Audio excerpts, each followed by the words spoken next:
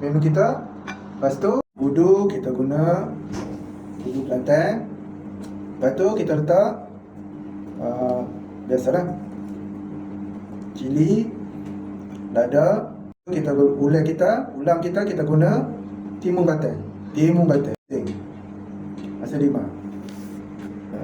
Nak bagi lagi kick dia, kita letak asam lima, perut asam lima. Kita selain daripada timun ni, kita ada ni kacang sambal. Ni dah lauk kita.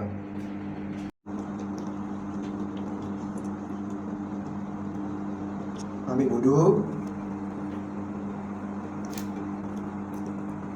timun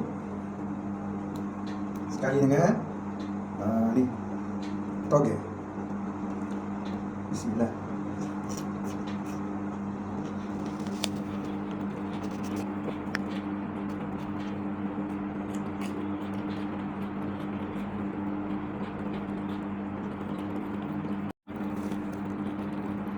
Telur mata kubah tadi kita goyang ni, kita cecok dengan budu juga. Oh, jadi hari ni lauk kita nak jadi.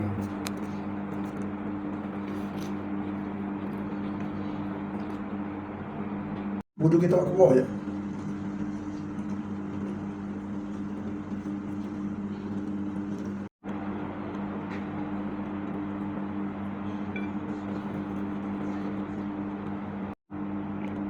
Kombinasi kita memang mantap. Bismillah.